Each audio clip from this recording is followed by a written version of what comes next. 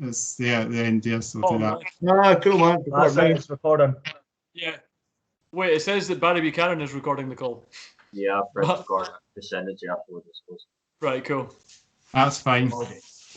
Okay, ready to go for it then. So, Aye. Yeah, cool, man. So what's up? Absolute pleasure to be interviewing Dog Tired on Skype. So yeah, man. What a pleasure. So much different doing this, eh? Yeah, it's nice to be interviewing through this, I suppose. It's really weird. Than doing the face-to-face at the moment, scream to scream. So how's things been then for you guys? I know when obviously you guys ain't playing any gigs at the moment, eh? Nah.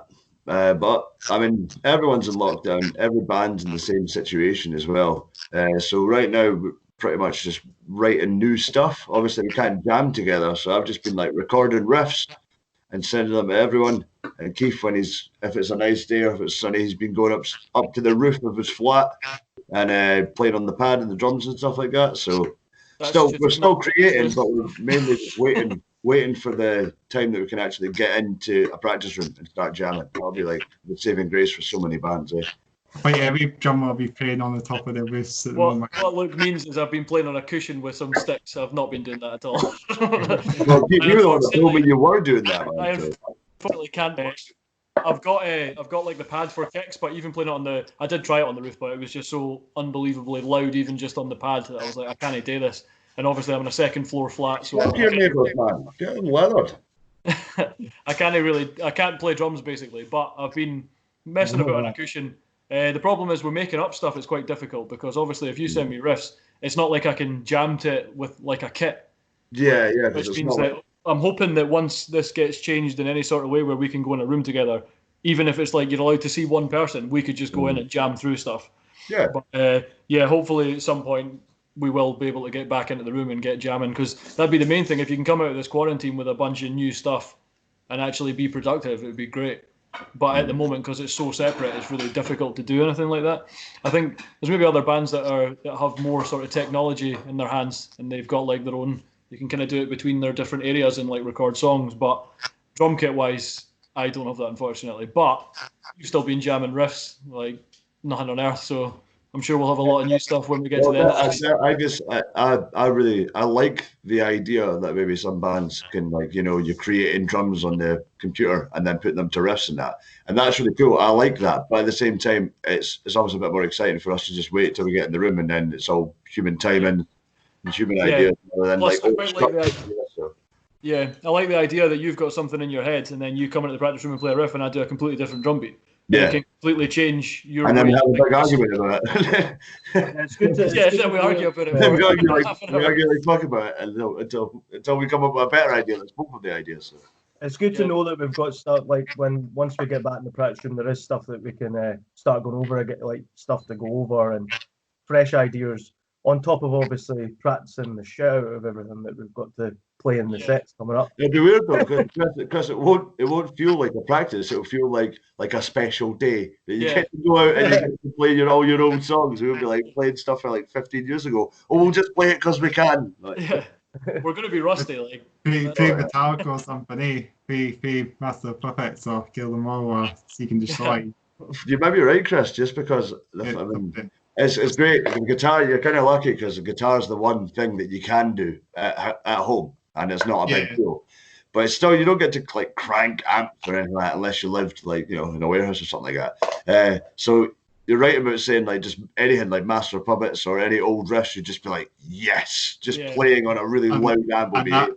And that'll get your hands all kind of back. And when you guys are rusty, obviously, and it'll get your hands in the swing of it as well. So, well, yeah, I mean, it's not so bad on guitar. I mean, I was talking to my brother-in-law, Squee from Ironauta. And when he was saying at one point, he's like, I've never been this good at guitar in my life because he's just been sitting about playing guitar because there's nothing else to do for him. So yeah, I think it's different for bass as well, like Barry, because bass is crap in the house. You need to have the actual oomph of it to disguise all your mistakes. Yeah. Barry's really quiet. I can't hear. I don't want to do vocals in my flat because I didn't want my neighbours having to get put through that. Yeah. Phoning the police. It'd be funny for the funny looks you'd be getting when you like went out for your shopping. You'd be like, who's that guy? He's Looking just through the window at me, just like, he's lost it. I know, guys. So, how's that? What about a Skype jam or something? It never worked, man. It doesn't matter if we had like the sharpest system in the world. It just wouldn't particularly work because of maybe the latency and the timing issues. Plus, your sound quality would be rubbish, So, like, even if you think of this chat, when people talk at the same time as each other, it completely, like, one of them overpowers the other, and you can't hear it. So there's no way you'd be able to like keep timing and actually play through it or anything. Unfortunately, because it would be quite handy, but. I think if you're Metallica, you can do it, but because they'll have. No, you can't, because Kirk Hammett's in that band, So. I know a few bands have done like live things as well, like they've tried to do live things from the practice room and all that. But like, because of the lockdown being a lot more stricter now than I think before, when people were actually saying they were doing that, I don't think many bands can actually just get together unless they like, live in the same house or that already. Yeah, you know you're not really getting that now. I think that was at the beginning. Yeah, that's at the beginning, like, but now you just can't do that. So I like the idea of doing a live set from your practice room. I like the idea of that, but but as for us, like, we get band meetings and stuff though. We do a few band meetings and that. Using this system, it's cool. Yeah, it is, but for actually playing, it doesn't really work very well, unfortunately. So you mean the band meetings would be done over Skype for this time being? Yeah, well, our band meetings are done on Fallout 76. So yeah, like sitting playing games together and that. Like, we've been playing all your PS4 games then. Call of Duty, then we were on the Division 2, then we've been on Fallout 76, but we've just been about this. We're shite. We're really shite. So when we're playing like Call of Duty, we just get killed all the time. So you guys and a team then all together in the game. Yeah. Right. And the idea is we just pretty much run about in a team and get killed all right at the start together, and then just and laugh about it and talk shit. That's pretty much it. We tend to spend a lot of the time, all of us in the gulag, throwing stones at each other. So you guys are just playing games then? Well, no, it's like, I mean, I think a lot of folk are just doing stuff to pass time anyway with lockdown, but it's like, I think we're kind of trying to make it like 2 nights a week, so it feels like, oh, this is a night you would go to practice, but instead we're just sitting playing games or whatever. But it's good to keep in touch as well, because otherwise you just wouldn't be really speaking to each other. It keeps the slaggins going. So like if I mean, Chris needs to help us at least twice a week. You know what I mean? So. Do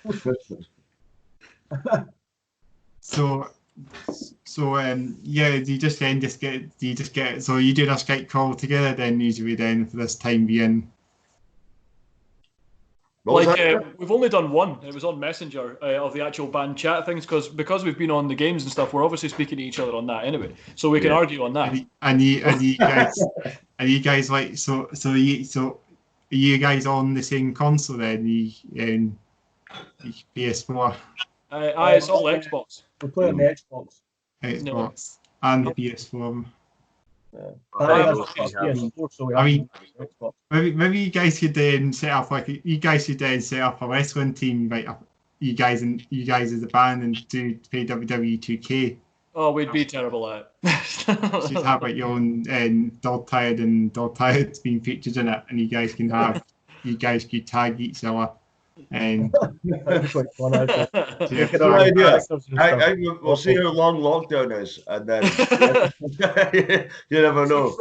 Like in 2021, we're still not playing a gig. Right, that's it. Get the wrestling on. Just sitting in the house writing your own wrestling theme, like oh, dude, that would be the dream job. The wrestling theme songs or something, eh? Yeah. I genuinely think that's my key to fame. Keep the money, write wrestling riffs. Maybe Shawn Michaels' theme tune would be quite a cool song. That's got that really cool sort of old school sound to it as well. Yeah. I think that would be a good song. A good entrance, I think. Pretty sure we would pick our own tunes of our own songs. Like Yeah, maybe come up with your own one or something. And Yeah. there'd be a dog tired, obviously. I think you get put your own song as the entrance. I believe was there one of your lists was actually Newsday and you stopped track, I believe, wasn't it? Yeah, my brother used It Came From the Sun Yeah. for a while. Yeah.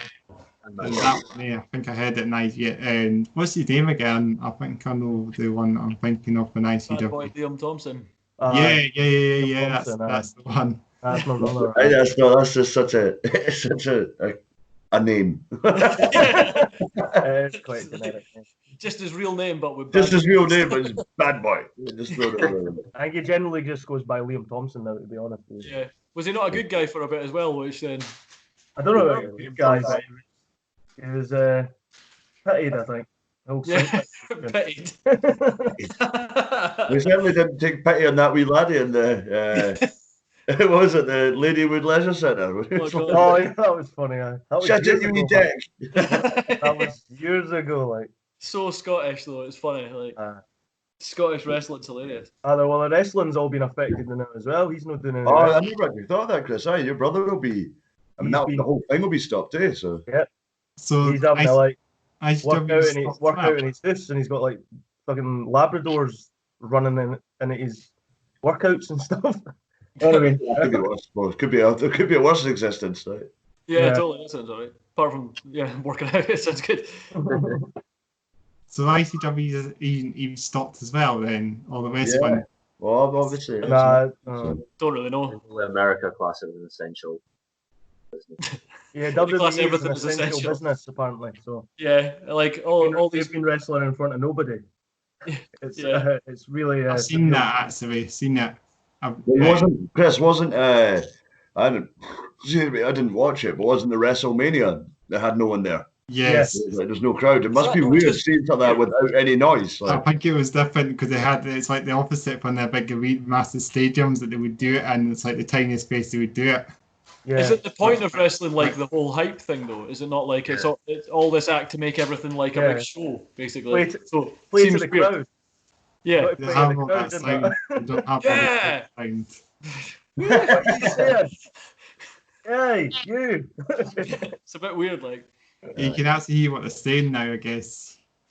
When you're in the line, when you can actually hear what they're saying, like gasp. Oh yeah. You fall over. No, you fall over. You go down. They go down in the third. Yeah, totally. Right, Shows how much I know about wrestling. Brief impact with This interview appears to have just become about wrestling. I know. Talking about wrestling. Let's get back to DT also. So I think let's get back to DT and Causey and this is what it's about. This is Dog Tired, of course. So how did you guys come up with the name? I'll say a tired dog, I guess. I'll let Mary answer the question. It was simple as that. That was like 15, 16 years ago, man. It's a blurry memory. Yeah. I can't really remember how we actually came up with it properly. You must have been dog walkers or something. That's what it was. It was a long time ago, and it's one of those names that like it's stuck there. That's our name. I think it was my brother that came up with it. Yeah, something like that. That could have been true, man. Aye. Yeah. But yeah, I don't know. Some sort of house party. It's like it's a weird name because it's not metal at all. But then we've kind of made it metal by being metal. So like whenever we're playing all this sort of intensely heavy stuff in that, it just kind of makes the name your own. I always think of it like having a crap name and making it your own is sometimes better than having a name that's overly metal, like I don't know, something that's got blood in it. Psycho Blade. Yeah, exactly. But because of that, like I always think of the example of being Alice in Chains. Alice in Chains is a crap name, but they made it cool. Like because of what they were playing and stuff, they just made it their own and seemed cool. So we've just it's ended up being like almost a stamp. It's cool. Yeah. Is this Just because I can see you. There's a little doggy dog. Ah, yes. Hey. Dio. That's Ronnie James, Dio James. James. He's called James. No, it's called Ronnie James, Dio James. Yeah, Ronnie James, James. Named after this Dino. They named after Ronnie Dean's Dino. Yeah, Dio, yeah. So you got a metal name for your dog then. Yeah, 100%, yeah. Right. it's a girl dog as well. Once you like I called her Dio, and then you're like, right, cool, that's her name. But now when I actually listen to Dio, I can't think of anything apart from a dog. It just like completely takes over the whole idea of the name. I'm just like, well, Dio's my dog. Like that's my dog. I'm thinking Dino as in the Ferrari as well. I'm thinking of the car as well. That comes in mind as well when I hear Dino the singer. But I'm thinking of Dino as in the Ferrari called Dino as well. It's without the N. Yeah. That confuses me a wee bit as well. Funny enough, then I think that. And so obviously you guys started. I was going to talk again about your year. Dio, shush, sorry, Chris. Let's then talk about what genre of metal would you say you guys play? I don't like to kind of pigeonhole it. I'd say because we play so many different parts of what we love, so it's just heavy metal. Like it's metal. Like there's clear influence from things like we've got influence from like Gojira, Strappin', Metallica, like Entombed, like loads of different genres that we've kind of pulled together and just like picked our favorite bits from it, and that's like our influence. We've just it's just fat riffs basically. Like, I think the boiling pot of heavy metal that we just go, what do we like? We're like, all these things are certain aspects of songs that we've heard. This is class, right? Throw it into the pot, give it a stir, and then we make it. You make yourself a good stew. Yeah. You turn out to about 82. Chicken broth of riffs. Yeah. That's how you guys do it. I thought you guys would have some influence. Like I think Pantera and Down come so. Oh no, like, we do have influences. It's just we didn't want to. Like I never like to say, oh, we're this specific type of groove, thrash, melodic metal or whatever. Like it's just more like. I assume that we've got quite a lot of Down influence, but we don't actually sound anything like Down. Like it's one of the few people that we don't. We've not got. I would still say that they are an influence, especially obviously in the early days, but. They're an influence in the sense of like maybe the way some of their riffs are constructed. Yeah, but like the whole sort of southern groove thing, we did originally have that kind of sound, but not anymore. It's much more intense than that. Sound to it. Southern groove. That's probably like Pantera sort of sound to it. Yeah, it's definitely got some Pantera. Definitely. I love Pantera. The video song were great. The Pantera back in the day, the Pantera. What about hair metal Pantera? What do you think of that? Power Metal is one of the most underrated albums of all time. It's great, like. So much different. Power Metal loads in the van, go to gigs. It's a brilliant album. There's a Priest influence to that as well.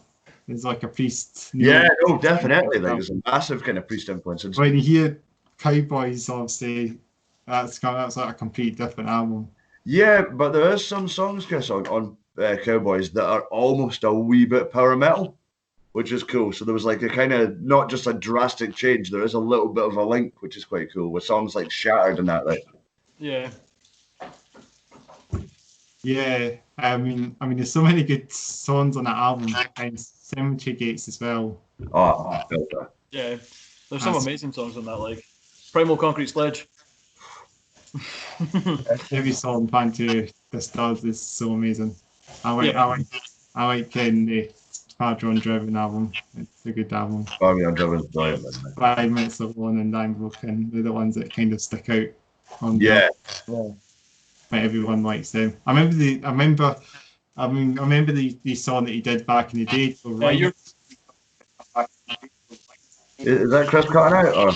You're totally cutting out. Sorry. Oh, am I cutting out? Yeah, you were cutting out. I couldn't hear you. I don't know if it was just on mic. Still weird. I still can't see either of the Chris's on this screen. But yeah, that's weird. I've got. You not see me? No, don't worry about it, Chris. So it's cool, man. It's this laptop rather than anything else. So. Yeah, sorry. What was that question? I missed it because it was. Sorry. I was talking about Cowboy. I was talking about Padron Driven album. Just the album itself was just. just amazing. I think the production in that album as well, that is pretty much top notch as well for the time. Yeah. They were total trendsetters, like. Yeah, That used to be one of my Like, favourite albums, but I thought Reinventing the Steel was really underrated. that's a great album as well. Yeah, That's a beast. Every song on that's just like total riff fest. Like, It also gives you that feeling that if Pantera were to have kept going heavier and heavier, I think they would have been close to death metal by the end. Like, I think they would have just got more intense.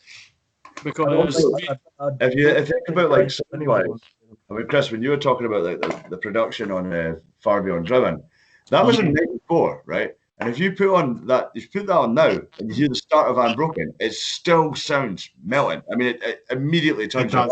It's mental, the sound of that. yeah, it's also just sounds so original. Yeah. And when you hear it, you're like, there's that. See if you've got a playlist of tunes and it's just playing on Spotify, then a Pantera one comes on, it does stick out like. The guitars, I think, is the good the thing that sticks out to me. Guitar tone, Dimey's tone, definitely. Oh yeah. It's like really cheesy as well. His guitar tones. Well, I mean, so many good songs in that album. I mean, speaking about you guys, you did a song called "Ride" back in the day. Is that right? You're saying that the video that you set in the forest and you guys on the drum kits. Oh, in the jungle that was actually filmed in Kirkcaldy. Yeah. It was filmed in America, wasn't it? He said. I think he said South America or something. The title. I don't remember. I'm sure we were saying it was like the Philippines or something. Yeah. It was quite. I mean, it was our pal Steed who filmed that, and he had this idea of he would put on a filter that would make it look like a jungle. And to be fair to him, I mean, it might not have looked like a jungle, but it certainly didn't look like Kirkcaldy. And make it look like the Outback or something, somewhere in the middle of nowhere. If no one actually, if someone probably seen this band, people would think you guys are from the United States probably more than here. Yeah, probably. Yeah, when we're filming it, we had dog walkers going past and stuff, and we're all up to our like knees in like sludge. Like, good morning, everyone. Like, we're in the middle of recording and that. That was definitely a ruined drum kit and 2 ruined guitars. Like, I was just about to say that. Is your dad still actually got that guitar in there? He chucked it out. It'd been covered in mud for so long, it just had to get tossed. Like, You know, when I wish I could find it. Like, and it'd be like 10 years after it as well. Yeah. Just, like, it'd be ringing. Like, We sell it. yeah, you probably will. I'll sign it. Because folk are desperate for signed guitars. Man, all you need to do is just give it a couple more months of lockdown until folk go really mental and they'll start buying guitars covered in mud on eBay. So. yeah, totally. Scribbled on by a bunch of idiots. It must be still in the jungle. We just left it in the Philippines in the jungle. It's still like simple stands in that video. I mean, it's amazing song. Like, going back to Ride, it's amazing. The track, it's definitely a bit of that sort of down to it. That's like the sort of southern. That's back in the day, like when we had that sound. It's a definite sound of our Definitely. Time then, like. Chris, I would have said that like that was 4 albums ago. Yeah, I would have said that the Ride was actually the link to things changing. I think that was the link to Titan, because it was that song was recorded after. Like, we recorded the album one time and then we recorded it again, but took out one song, took out To Say Goodbye, and put in the Ride. So the Ride was a newer tune at the time of Deadhead Rebel coming. It was definitely closer. That was. Yeah, God. It was more than the bridge to Titan. 2 seconds, guys. Just be 2 seconds. No worries. What's he doing? Up to. It's intriguing knowing what he's actually doing, because that's that back room that's his studio. Just a way counting his alien figures. Yeah, probably. 43. Oh, he's cold. Right. Oh. A bit chilly. Yeah. We just got to watch him roll a ciggy. What's the next question, Chris? And I was actually going to say, give me a wee sec here. It's really. What- It's really oh, sorry, I've interrupted. Yeah, so I'm going to say the question, what are your hobbies and interests? This is something like that. This is not like your music interests. So other than music interests, definitely films, 100%. Like there's a lot of horror influence in Dog Tired anyway, but like different films and series are obviously one of them. Although I don't know if that's counts as a hobby. We've been playing those games. That's one of them.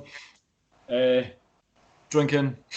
Yeah, I was going to say that's one of my hobbies. I enjoy during lockdown is drinking. So Yeah, it is pretty good. But we've been drinking over this rather than obviously being able to go to people's houses. I can't wait to go around and start and like have a session at someone's house and be asleep by like 8 o'clock. Because I'll get too excited and like I would say more than half of drinking is excitement. So I'll probably be steaming within 30 minutes and then asleep.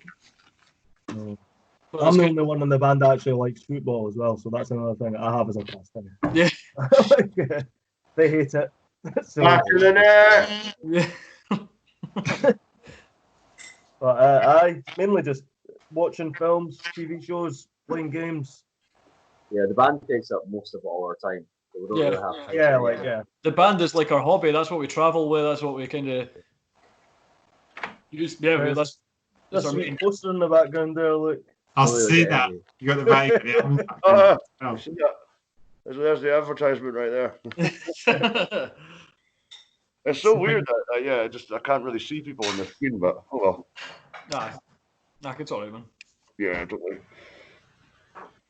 So, I mean, guys, so you all maybe like all your films and that. Yeah. You've got lots more of that probably the lockdown as well.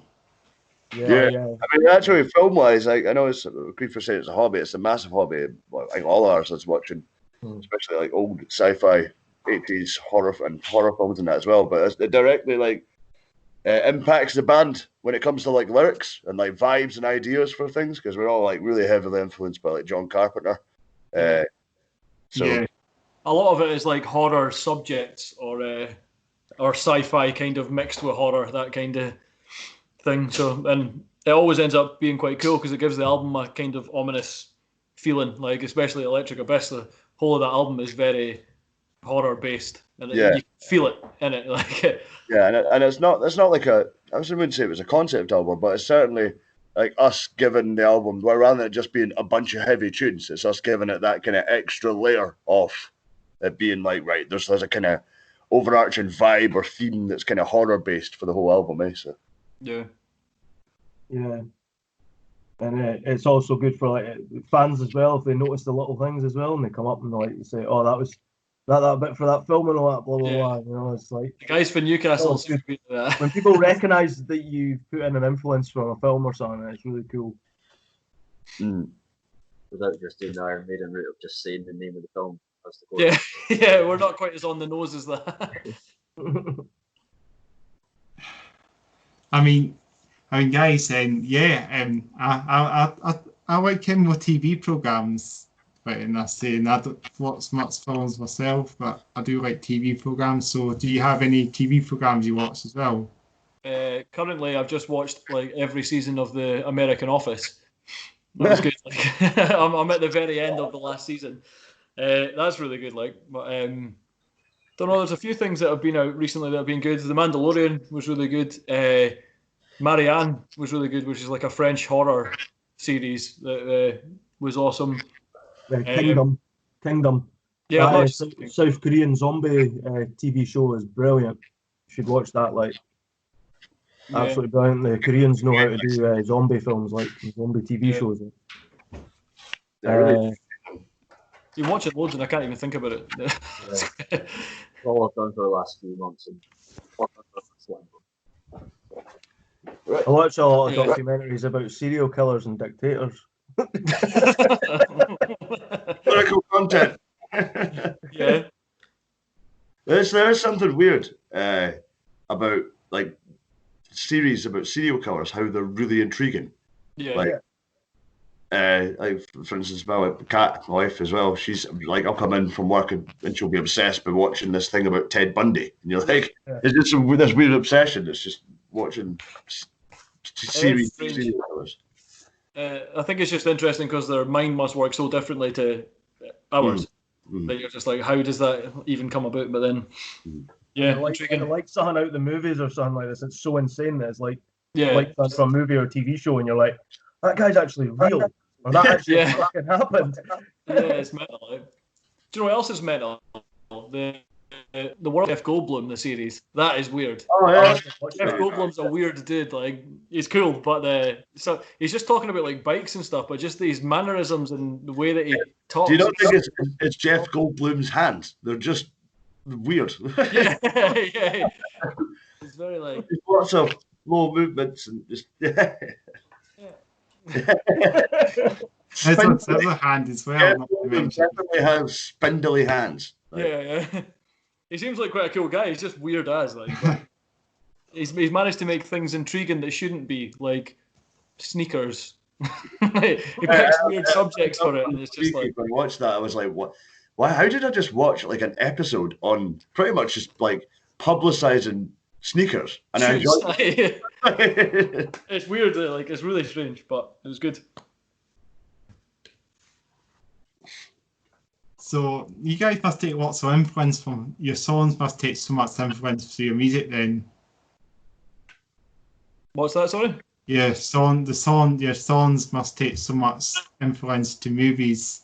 Yeah. Oh yeah. Massively. Like It's we were saying earlier. Like definitely 80s. The 80s version of the future is probably the best way to put it. Like a really crappy future. Like when the 80s films always said like, oh, the year is 2020 and all that stuff, and it looked like shit and everything's grim. That kind of idea, but instead we're in 2020 and it's grim, but in a boring shite way. It's terrible in the worst way possible. Yeah, it's not exciting. It doesn't look cool.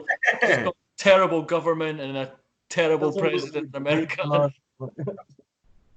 Yeah, and like the machines haven't turned against us; they're just small shite. Everyone's just got a phone, and it's The phone's not attacked me yet. there's no Terminators. It's just folk whinging on Facebook. You guys maybe sit down like some tracks on COVID as well, maybe COVID tracks or something. Because I know a lot. I imagine that'll be a subject for many, many metal tunes. Yeah, I think there'll be plenty of that, but I think we'll just the idea with Nocturne is we've always tried to steer away from singing about current events or politics or really anything like that, because it's meant to be escapism. It's like for me, and I think for all of us, like being in the band and playing heavy metal, the idea is it's total escapism. So I want the lyrics to be like outlandish and phantasmagorical rather than like, oh, this look at the point I'm making kind of thing. So. And it also stops them from losing relevance. Like if we write our songs, like if it's about a specific period in time, a specific issue that's happened, then that stops being relevant, and therefore that song becomes redundant. And we never want that. We want to have songs that can be the closest we do to being anywhere near political is maybe a couple of tunes like Mad Jack Storm. and 1968. 68 was like they're about the wars, like so. It's historical. So it's still historical. Obviously, you're pointing out a time and place in history that was mental. Like. Yeah. But generally, also, Chris, I think once this is all over, like this lockdown and this virus is kind of fucked off. When I'm at a gig, or when any of us are at gigs in the future, it would be like super excited. The last thing I want to hear is some singer singing about COVID-19. I'd be like, well, I just go and just talk about something else, please. The entire world is going to be talking about this for this. It already has been for months, and then that's all you speak about when you speak to new people. Yeah. You're not going to want to then get that in song form after it's all gone. So no, I don't think we'll be writing songs about COVID. No, I think everyone should just know this when this definitely when it's gone, it's gone. Just forget never happened. It should just be one of these things like in years to come, someone will be like, "Do you remember 2020? Shut it!" Yeah, pretty much. Talk about that year. Once you guys do come back, I reckon you guys will put on. Probably the biggest gig in Edinburgh. You should do like a open air festival or something. You guys should organise it. But it would be really nice. But I think the stuff is like already. I mean, it's not open air, but there is plans in motion already for a big, huge Edinburgh gig. But obviously, there's no date yet. We need to figure out when it would be safe to do so. But I think it'll be a case of everyone pitching in together, like all the bands in Edinburgh, and trying to put on something that's massive. So yeah. That kind of unity is quite good in Edinburgh as well. Like all the different promoters and all the bands seem to be quite happy to work with each other and to help each other out with all these different things. It's different to a lot of places where the scene is they're all like against each other, whereas it seems to have a quite good unity. And also there's the fact that we're going to be playing the biggest gig we've ever played, because we're going to be playing Bloodstock when it's rescheduled, and now it's 5 days. It's going to be amazing. I'm so glad that we got announced for the rescheduled one. Yeah. Because obviously, this year was going to be huge at Bloodstock anyway, but I think next year it's going to be this added extra massive excitement that folk will just be like, it'll almost be like the final like celebration that this is all done as well, and you're finally back to just worshipping heavy metal. You know what I mean? It'll be brilliant. Because metal could come back even better and bigger and stronger and more heavier. Yeah, I mean, my worry just now is for like smaller venues. I'm proper worried that I really hope that they manage to bounce back after this, but I don't know what it's going to look like when we kind of go back after lockdown. If it's going to be like 3 people in a pub, you know what I mean? The one good thing that can hopefully come of it is the people that before this weren't really going out to gigs, and because they had that feeling of, I can always go to another one. Yeah, always like that. There was a lot of people like that didn't really go out much to all these things, and they would go occasionally. Whereas now, not having that option might make them a bit more like, I want to go to these. I want to go out. I miss it. It kind of forces that upon you. So hopefully, gigs are going to be kind of rammed, especially for the first part when we come back. Because I think everyone will be absolutely excited to see you guys play again. And I know if this continues, I know everyone will be missing you guys not play as well. So when you come back, I reckon everyone will be itching to get to the gigs again. All these. We're itching to play, man. I can't wait. Yeah. We were kind of getting to our stride with the new album. We got to that. You build it up to like the actual recording, and then once you've recorded, you're like, we need to actually practice these songs for being able to play them live without really thinking, because you have to play live and not be just constantly staring at your instrument and all that. You need to be like looking about and reacting to people and stuff like that. And I think we just got to that stage where we were like, yes, this is clicking in, and then this all happened and kind of threw it out. So hopefully we go back and we're already where we were, but it might take a wee bit. Yeah. Ideal. I'll be back in a second. Sorry, Keith. She wasn't involved. Everyone seems to be walking on in and off this chat, I'm happy to answer more questions. It's cool. Chris will just come back in. Yeah. I mean, I definitely think everything should bounce back again. I know every metal band, I think, when the world would like to come. I think every metal band around the world, not including you guys, but everyone around the world would definitely want to see metal come back better than before. Yeah. I know metal isn't going to go anywhere because of this. Nah, no chance at all. You can tell by all the posts by bands that are in lockdown. All of them are desperate to get back. I think the only one that I've seen during this that is kind of had to give it in a bit is the singer of Onslaught leaving to get a job. Really? He's left during this to get a job because he needs to be able to pay the bills, basically. I think that's why. Never thought that, actually. Yeah. Onslaught, like one of the bands that have, one of the old 80s thrash metal bands. Yeah, they're quite big, but there's no money in it anymore. So I think he's just at the stage probably where he can't afford to keep going. It seems like you hear about Onslaught now. It's not like one of these bands that stand out as much now. I know they're a big band, but they had this great album that came out probably about maybe 12 years ago or something. The Sound of Violence. That was a great song. That one with the Code is Black. No, yeah, that's that album. Yeah. Yeah, that was a belting tune. Like I mind hearing that on the radio and being like, "Oh, what is this?" I like Insects Insanity as well.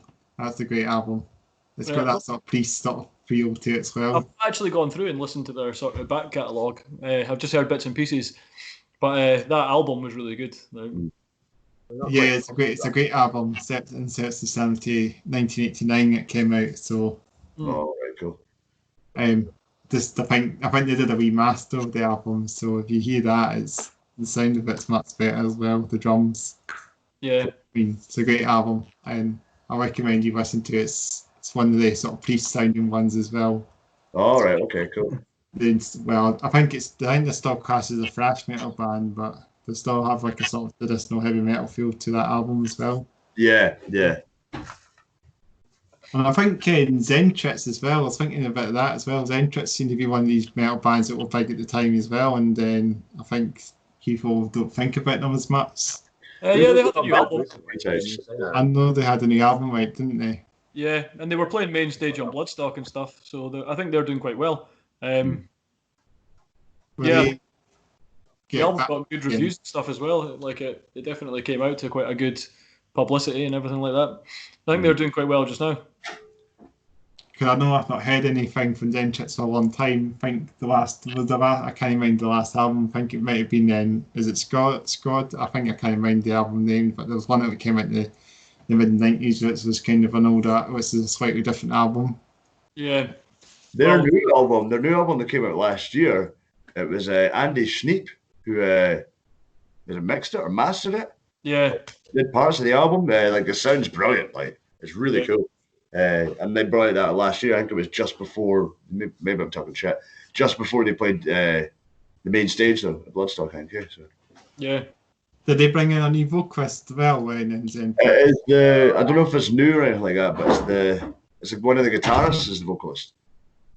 And he's from another band, isn't he? Yeah, he is in Bull Rush Stampede.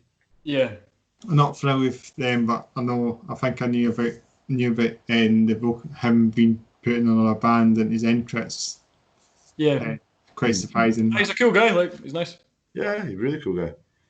Did he go to Bloodstock last year then?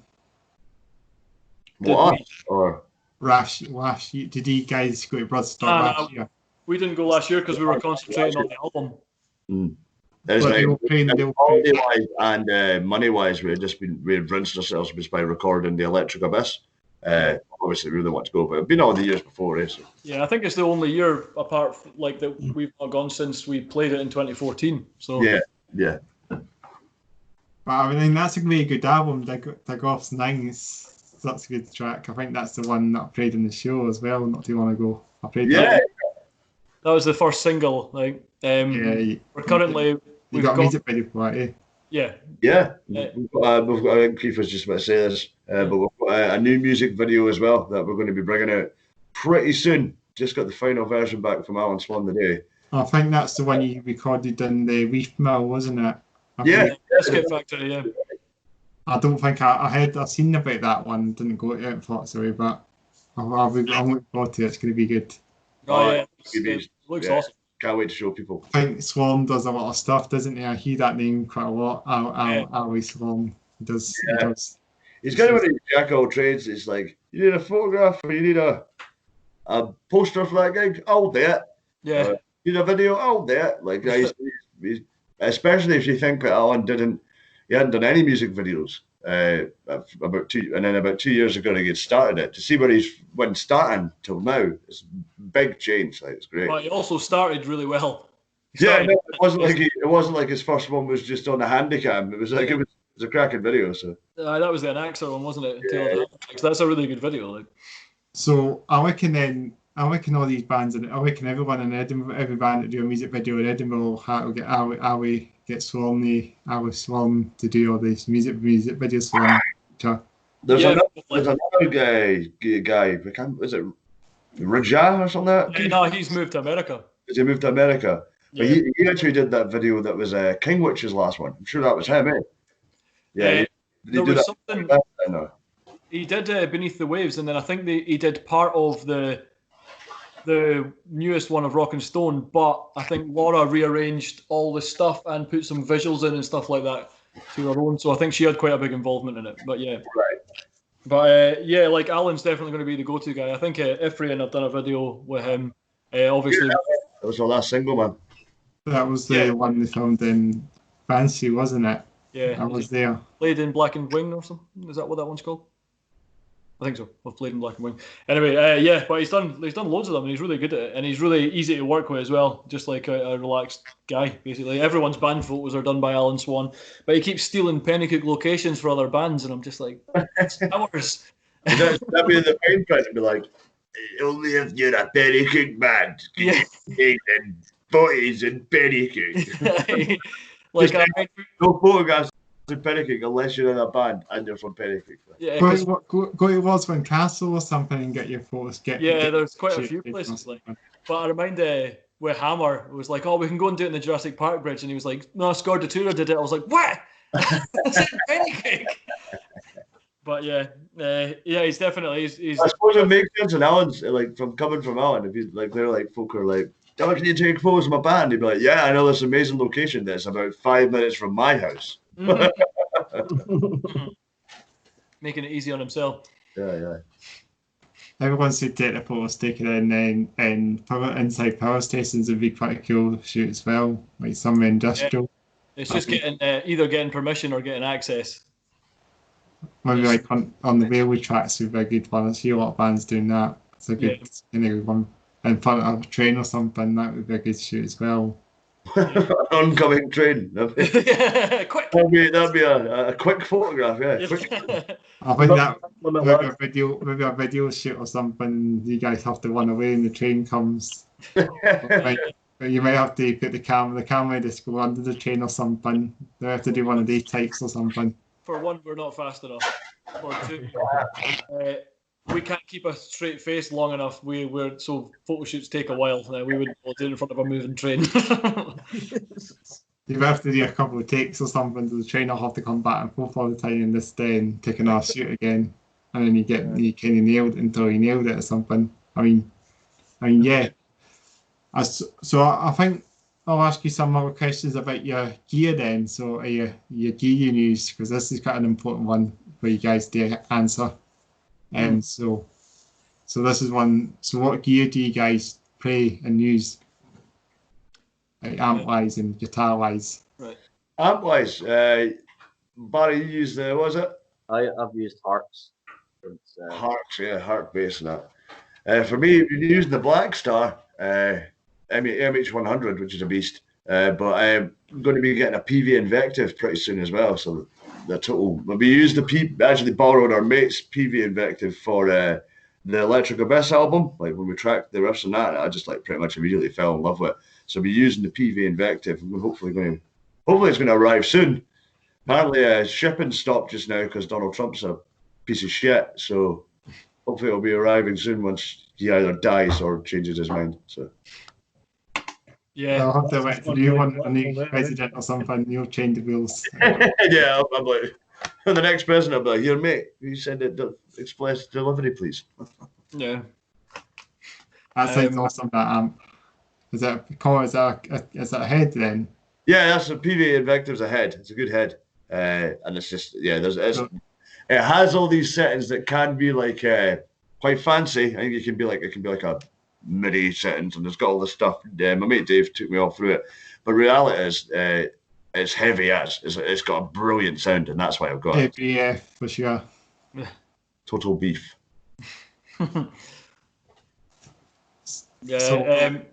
Drums wise, I've had the same Mapex Pro M kit with a nice pink fades to white color on it for years, and it's been in multiple videos and stuff. I've used it like all the time because it still sounds good. It's a cracking kit, Keith. It's brilliant. It was like cheap. I got it for like £300, but it's I've used it for all the recordings that we've done so far. I've used it for like the Hammer recordings. I've used it for the Roommaster recordings. It's been used for all the Bob Fests. It's taken its fair share of whacks.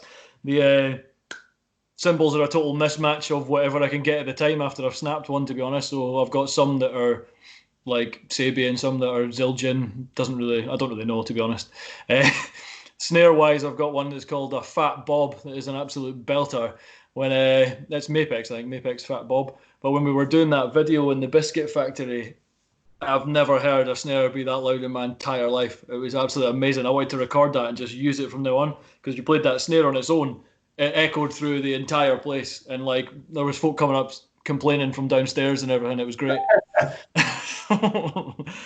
But yeah, and Iron Cobra pedals that I keep breaking as well. Basically, with drumming, you just have to keep replacing broken stuff. So it's not like you're always getting the best of gear. You're just getting stuff that you can get at the time when it's broken. Go on, and Dave's place and get some more of the cymbals and that. Yeah, and they're expensive as hell, man. Cymbals are so expensive. When you break one, it's devastating. I've seen some bands of broken cymbals playing. I think I've seen a band not too long ago and they had a broken cymbal somewhere. Yeah, sometimes bands just continue to play with broken cymbals though, just because it's expensive, but they sound like shit. Like once it's, you know, I mean, you've not really got a choice at times, eh? So you just Oh yeah, sometimes you just have to, but it sounds shit. Like if they're actually snapped, it sounds terrible because it just loses all of its sustain. But I've had to play with them loads of times before, and then that time we were playing. Did you not have a cymbal that looked like it had a shark bite out of it? Yeah, no, I've had Like someone had taken a I've bite out. actually got a bag full of destroyed cymbals because I'm thinking at one point I'll probably try and do that thing where you can cut into them and like sand them and sort of make them into fixed cymbals, but they'll sound slightly different. But yeah. Because of expensive. Barry's laughing, but he's had a bass for about 20 years. Oh, a new one now. Oh yes, he did. the fact of just you sanding anything. I was thinking of asking my dad. Oh, you know, I collected cymbals. Just gonna My dad fixing all my cymbals. But excuse me. that you guys, because that Explorer, you got the white Explorer that I went to pick up at Bloodstock for you. Had to go and pick up off that guy, but because you got that, Barry then just got a white bass as well, so we can just have like a Justice for All look. Yes, they definitely have that in the new video. That Justice for All vibe, like nowhere near as cool because we don't have the cracking mullet that Lars had back in the 80s. We'll have to just deal with it. Maybe it'll be an anger sounding drum kit or something. Oh, yeah. God. Oh god, that was. You probably You put mascara on though. Yeah, that's what I looked like. Me, yeah. Right. What were you doing? I should have put the guy ringer on because I got the nail varnish on today, so I should have went down to head and put my guy ringer on. Be a bit more. Put a wee bit of mascara. Get my 80s vibe going on. This is kind of the closest I got to my 80s vibe at the moment with the nail varnish and the bandana. So this is the closest I've been so far with my 80s vibe. And the colour here as well. So You need double denim. Double denim. I'm not denim jacket actually. You know you're doing something right. Yeah. I mean, I do get. I mean, I don't have a denim. I don't actually wear denim jackets. Easy enough. Oh, no. I know a lot of bands used to be point out as a popular thing back in the 80s. All the thrashers. Yeah. Everyone. I wear my denim jackets because it cost me 20 quid. So. I tend to just always have hoodies on, but now it's quite good because loads of bands are bringing out hoodies, so you can. So I think that's the way they go now. I see a lot of it. I think it's a bit more modern, like the more modern metalheads, like present metalheads wear hoodies on with the band names on them. Yeah, the Iron Altar hoodie I got is cool as hell, like the Cruer one. It's it's cool. The print on the back's cool as hell. It's quite a thin hoodie, which is good as well. I know no one knows about this, but yeah. So it would be a good summer one as well. Then. Yeah, it's quite good because I've got my winter hoodie and then my summer hoodie. Is that a zip hoodie though? Yeah, it's a zip. Better. Zips are well better. Keith, can you take us through to your wardrobe and show us more? My winter collection. Right. Cool. Yeah. So are we talking then? What about Chris? Then what gear does he use? Chris. I use an SM58 like 98% of any singer probably uses throughout the world. So an SM58 mic, that's what I use. That's it. Yeah. And I don't know what the name of the leads are that I use. He's also got a bag that's got his boots in it. And yeah, I've got a Glasses passenger gear. bag. And was it the desk that we use is a Yamaha desk? And that's smart. That Yes, doesn't happen. 100%. Everyone's shaking their head. I just use an SM58, man. Shit. Right, okay. Amazing, reliable mic, That's it. and it has been for many years. What about your guitar look, Ken? I know your guitar looks very cool with the metal. Your guitar look, your guitar and with the metal bits on them is very cool. Yeah, sure, man. That's been, I had that for years, maybe about 13, 14 years. That's the one that you showed. I think that's the one you actually showed when we actually jammed together. Remember? Yeah, man. Yeah, when it was through with a guy from work, and it was through Gavin Wiltshire and that as well. Yeah, that's pretty much a copy of an ESP Explorer, so it's an LTD Explorer, just with a catwalk on the front. But I've also got the white one as well. That's the same model, but it's just white. It's heavy metal as. And the story is, like Keith, when he was saying earlier that he went to Bloodstock because he had gotten in touch with this guy who was selling it. And Keith had said to me, "Look, are you wanting this guitar? Or otherwise I'm just going to buy it and hang it on my wall." So I was like, "I'll take it." So then, it'll be cool to next year play that guitar at Bloodstock when it was bought there a few years ago. So yeah, the guy just met me in the car park. if that guy is there, he'll be like, "That's my guitar." He wasn't even going to Bloodstock. He just met me. He was like, "I live near there, so I'll just meet you in the car park." That's weird. So you give him the guitar then? The White Explorer, I'm guessing you're metal. So why are you not going to Bloodstock?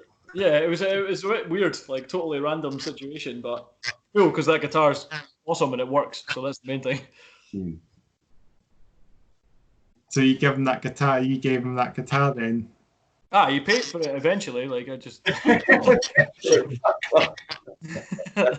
But it's a music guitar. I like the paint job. I like how it's got the metal on it.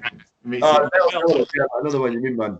Makes it unique. Heavy guitars are unique in the world. There'll be one-off guitars that you see and no one's actually done it before. Yeah, I think it's for me like the catwalk on the front is like the ultimate like wee kids guitar when it's just like I want a metal guitar, but I want it that metal. There's metal on the front. Yeah. Metal on the front. It's got down like, and I remember seeing that shoot. Sharp. Yeah, sharp and metal on the front. It was years ago. Sure, seen the Hetfield playing it somewhere, and I was like, well, that's it. That's my dream guitar. That's what I want. I Disappear video. I think Keith, The I Disappear video. He's actually got the lighter metal, whereas I prefer the dark metal one you've got. I prefer mine actually, but that's definitely what drew my eye to it. Like, yeah.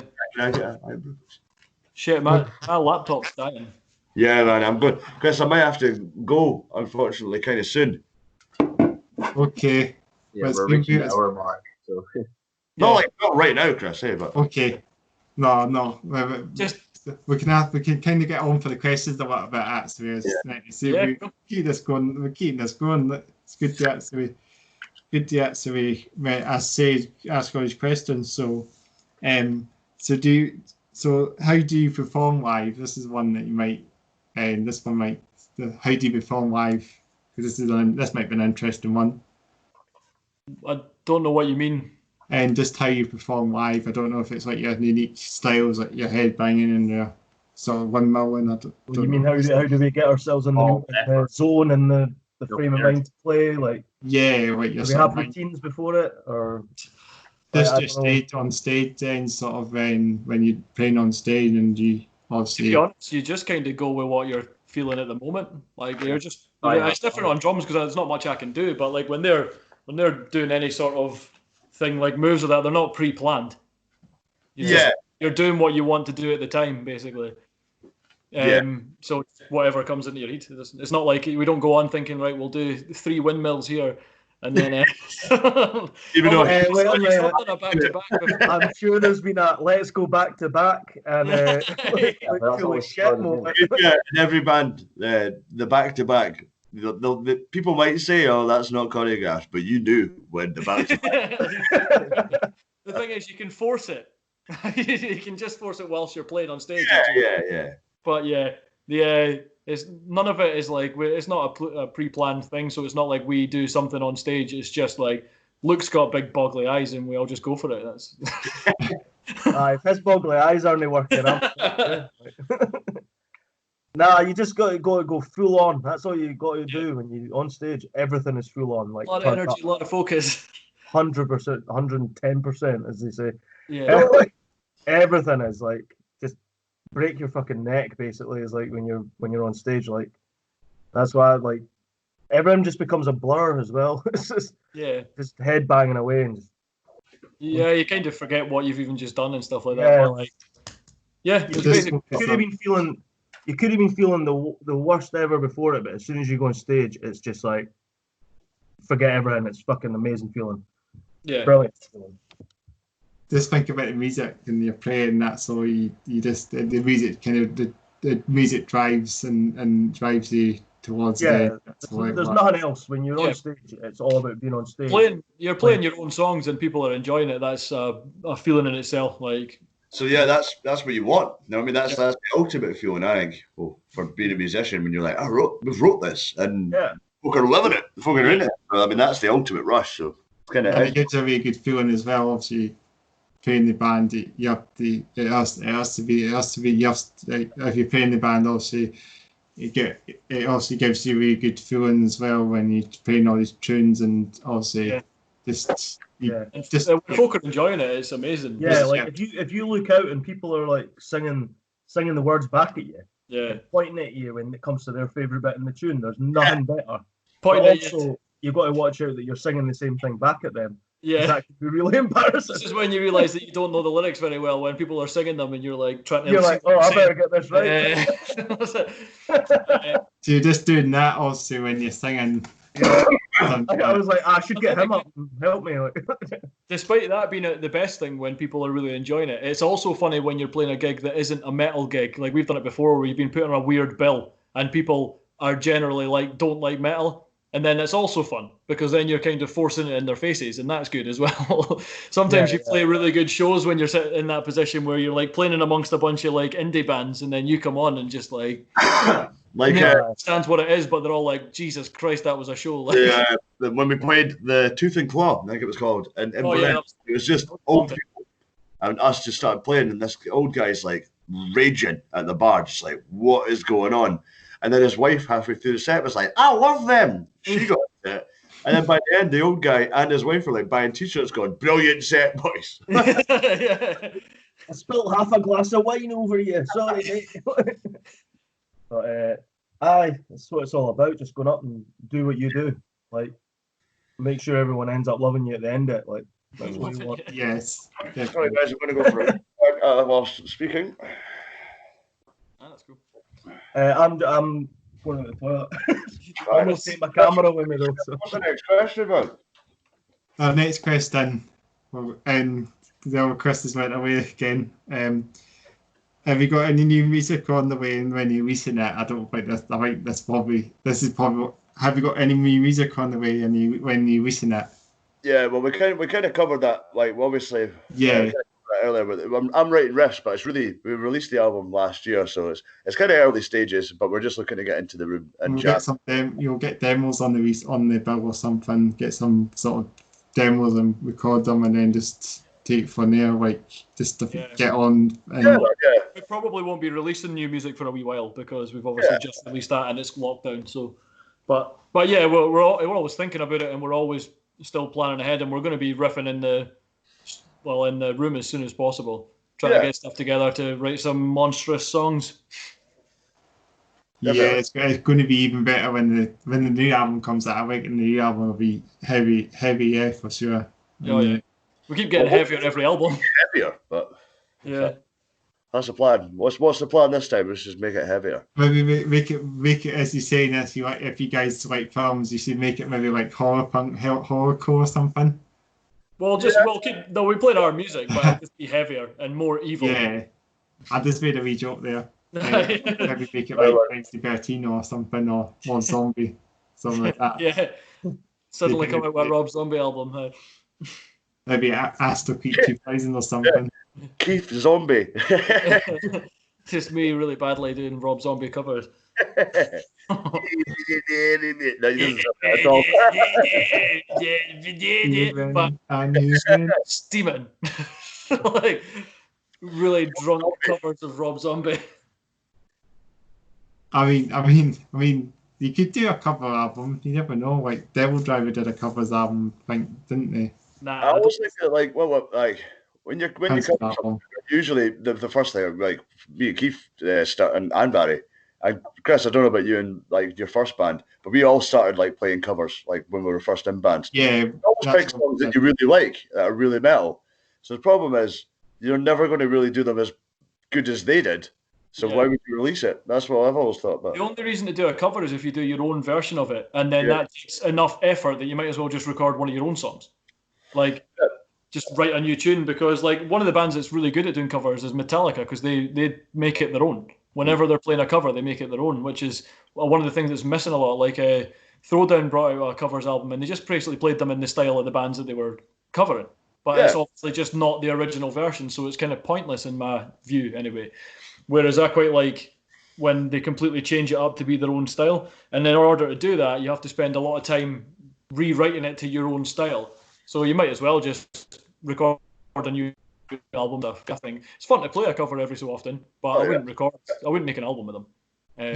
Well, maybe like a sort of tribute album. I think Metal. I think there was a Machine. I think there was like a Master Muppets album, and I had just different covers of metal bands. Yeah, there was. I think that was I remember Mastodon's Orion being pretty cool, actually. Yeah, the Machine Head did Master Muppets as well. I thought they did Battery. There was Battery. Sorry, my bad. Battery.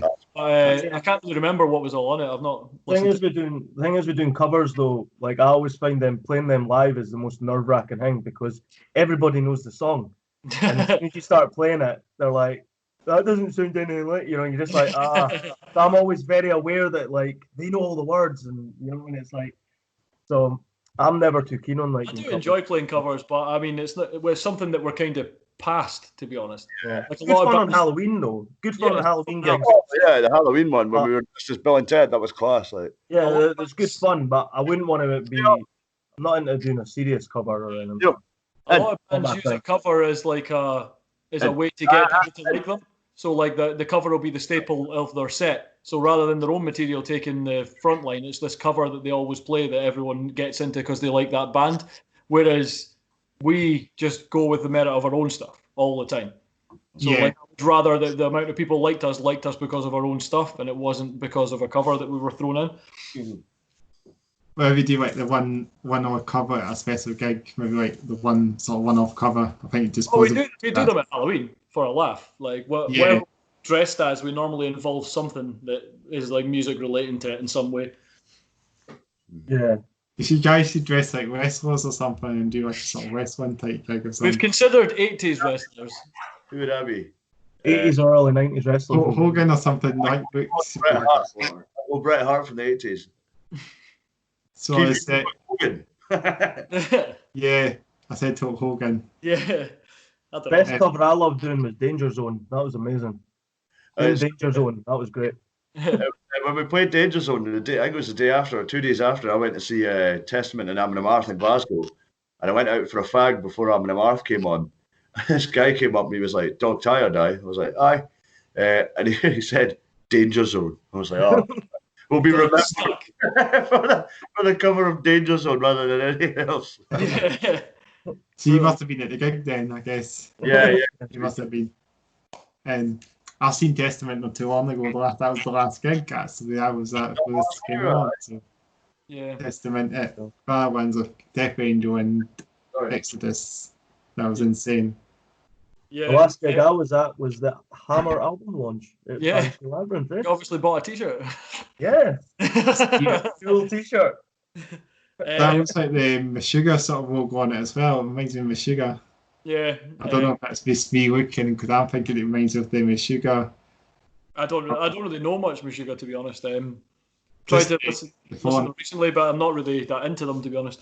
But yeah, the Hammer launch was the last gig because it was right before, fairly quick before lockdown kind of thing.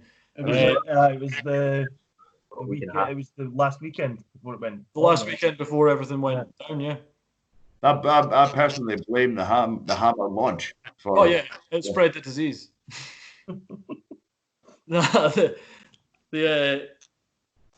Yeah, I can't remember the last like sort of big gig I was at, to be honest. But Devin Townsend probably. Yeah, Devin Townsend gig. That was probably the last big band gig that I've been to. Yeah, That was good. That was a good show. yeah, it was cool. I didn't go and Oh, see him. my laptop is going to turn off. Yeah, Say my battery's running low. And I yeah. don't know where my wee charger is. Oh, so we kind of finish it off soon then. Yeah, Yeah, if you just ask some quick fire questions. Yeah, I better do that. Boris Johnson's just fucking shouted a lot of. Let's do two more. Is there a dream gig you guys like to play? What's that? A dream gig. This is like Well, to be honest, Bloodstock is one of them. Yeah, won it. But apart from that, My actual dream gig would be to go back in time and support Metallica on the 1989 Justice Tour. well, yeah, clearly. But, Need to get dream it gigs going now, or something and do that. all the big festivals as well.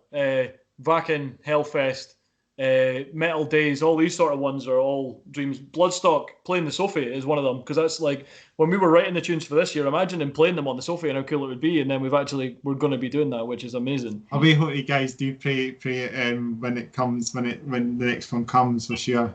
Oh, we are. It'd be amazing. Next year, yeah. I should definitely come along and see you guys play. Just man. Yes, you definitely should. It's gonna You know be, what? We should convince Gavin to come as well. you can ask him. Yeah. That'd be good. I don't know. Hopefully he'll come. Hopefully that'll be easy for me. Hopefully I'll convince him to come through from Holland. Because I know I think he would definitely be up for coming along. What we'll do is we'll just text him. Me and you just text him every month till Bloodstock. Just persuade him to come along, and we can go together, and that'd be sweet. It'd be amazing to go back again. Enjoyed it. We enjoyed it in 2018. So next year's review. Whenever next year, I believe it's coming. It's been scheduled, isn't it? Mm. Yeah. It's even better now. Yeah, bigger and better. Bigger and better, stronger and heavier for sure. Yeah. And 50 years of Judas Priest, which will be We'll be 51 years now. Yeah, but 51 years of Judas Priest. this year doesn't really count. 2020 didn't really happen, eh? It's just a.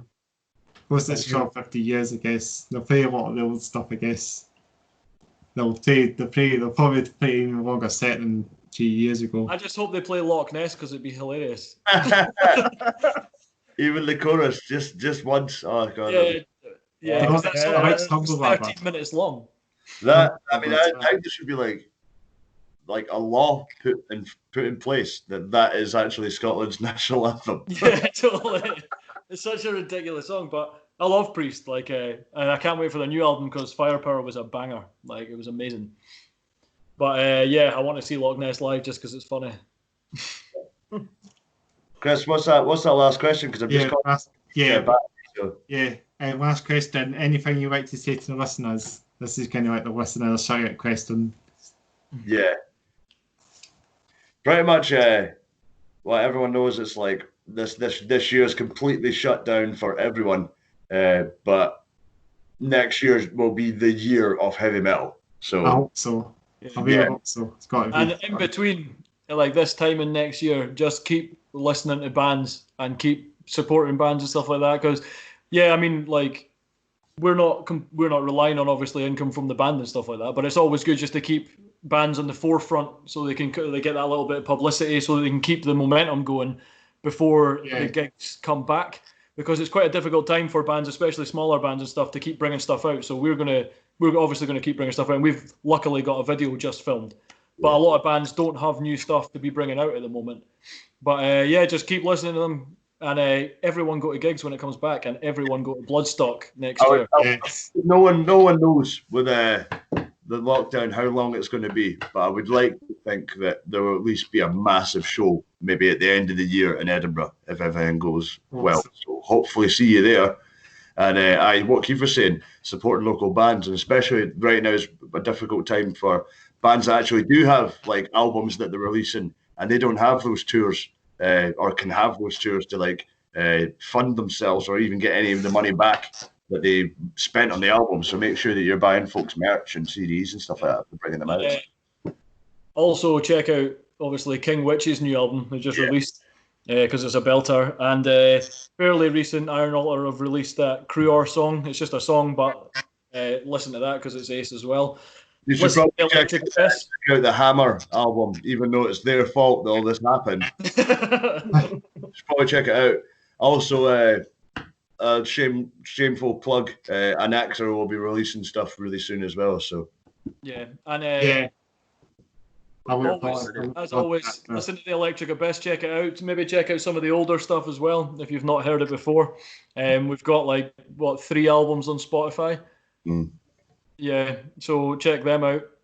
We'll have a new video soon. Check out the old video. We're going to have another video as well soon. We've got stuff in the works. So yeah, and you should also probably check out more Judas Priest because they're fucking great. So yeah, that too.